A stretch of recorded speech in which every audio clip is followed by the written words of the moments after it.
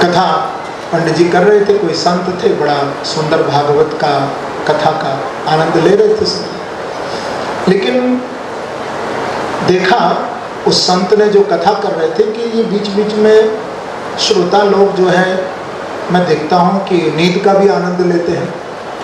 इसलिए तो मैंने ये कथा में, आपको मालूम होना चाहिए, पहले जब कथा होती थी ना तो उसमें कोई कीर्तन भजन ज़्यादा नहीं होता था। हम भी जो पहले 2 टाइम कथा करते थे, सुबह 9 से 12, शाम को 3 से 6।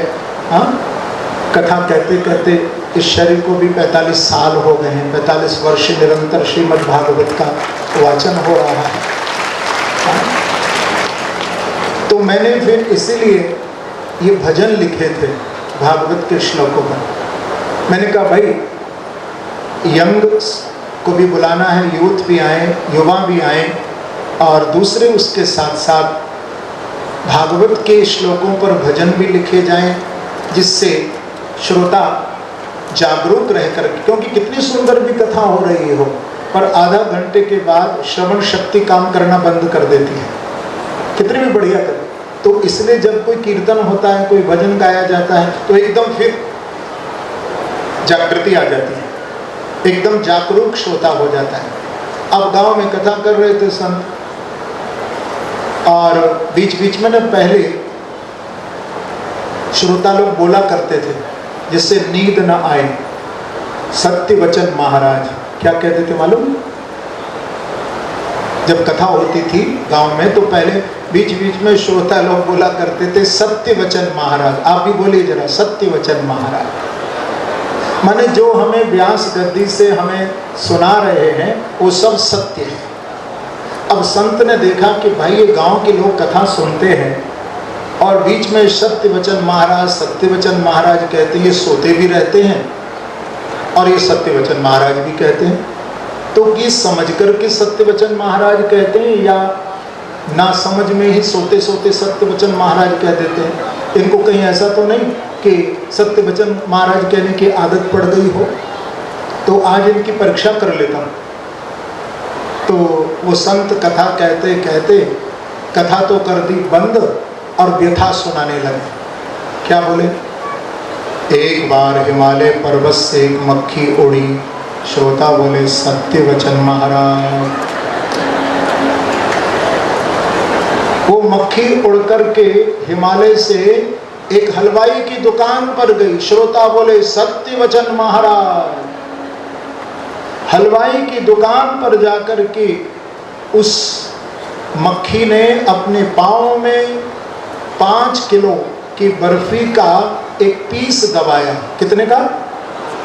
5 किलो मक्खी ने, हाँ, 5 किलो की बर्फी का एक पीस अपने पाँव में दबाया और उड़ करके हिमालय की ओर चली गई। श्रोता बोले सत्य वचन महाराज। संत जी बोले खाक वचन महाराज।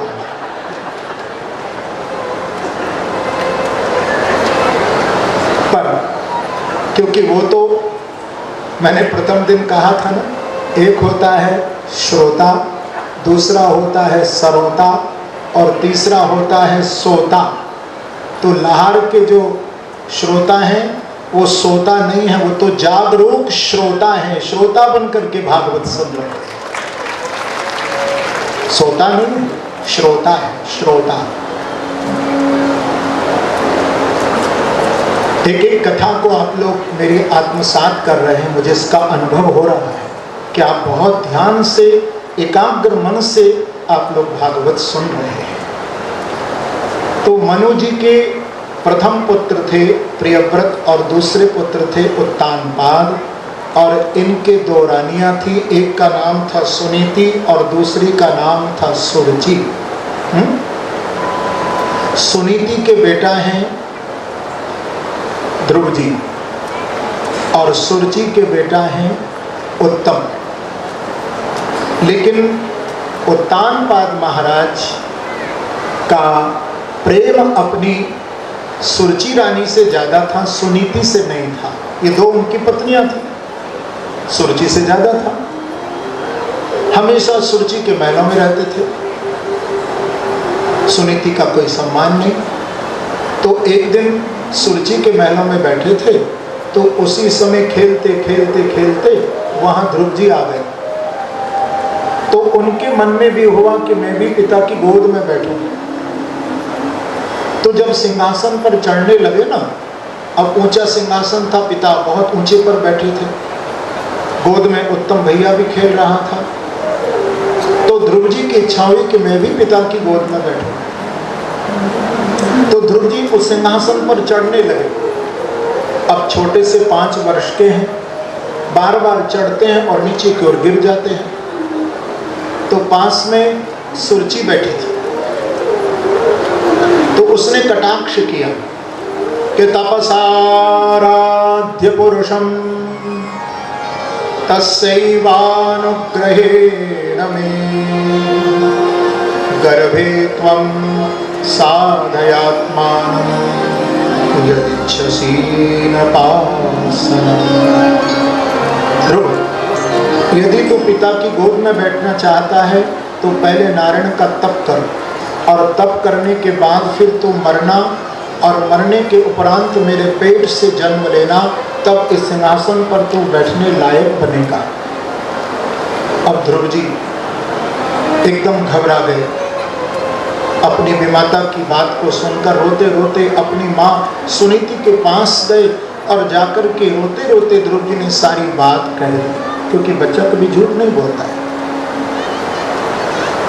बच्चों को तो हम गलत शिक्षा देते हैं, तब बच्चा वैसा बन जाता है, क्योंकि बच्चे तो कार्बन कॉपी होते हैं, जैसा देखते हैं बस वैसे ही बन जाते हैं। तो अपनी माँ को जाके बता दिया उन्होंने। तो सुनीति ने कहा कि बेटा वो भी तेरी माँ है, कोई बात नहीं। पर ध्रुव जी ने कहा नहीं माँ, मुझे ये बता कि मुझे भगवान कहाँ मिलेंगे। तो आकाश की ओर सुनीति ने इशारा कर दिया। ध्रुव जी ने कहा कि माँ, भगवान कहीं भी रहे, अब तो मैं तभी घर लौटूंगा जब मैं नारायण का दर्शन कर लूंगा। तो ध्रुव जी महाराज ने अपने राजसी तो कपड़े उतार दिए और तन पर एक लंगोटी पहन करके ध्रुव जी महाराज अपने कानपुर नगरी, ये कानपुर के राजा थे, निकले ध्रुव जी वहाँ से। पर भगवान से मिलाने वाले तो हमारे गुरुदेव होते हैं, रास्ता दिखाने वाले। तो नारद जी मिले, नारद जी को प्रणाम किया। तो नारद जी ने पूछा कहाँ जा रहे हो बेटा? तो कहा कि गुरुदेव हम नारायण का दर्शन करने जा रहे हैं। बोले बेटा तुम अकेले? हाँ गुरुदेव। कोई डर नहीं? बोले कोई डर नहीं है, चलो मैं तुमको पिता की गोद में बिठा देता हूँ।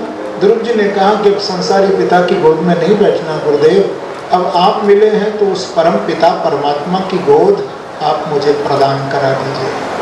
तो ध्रुव जी को देख करके नारद जी बड़े गदगद हो गए कि तत्तात गच्छ भद्रम ते यमुनायास्तटं शुचि पुण्यम मधुवनम यत्र सानिध्यम नित्यदा हरे। ध्रुव जी महाराज को कहा कि बेटा यहाँ से थोड़ी दूर पर एक पवित्र स्थान है जिसका नाम है वृंदावन, तू जा, और उस वृंदावन में एक निधुवन है, मधुवन है, जहाँ भगवान का सानिध्य हमेशा प्राप्त रहता है, हरि का सानिध्य वहाँ मिलता है। तू जा, यमुना में स्नान करना। और उस बालक को एक मंत्र दिया, ओम नमो भगवते वासुदेवाय, ये मंत्र दिया।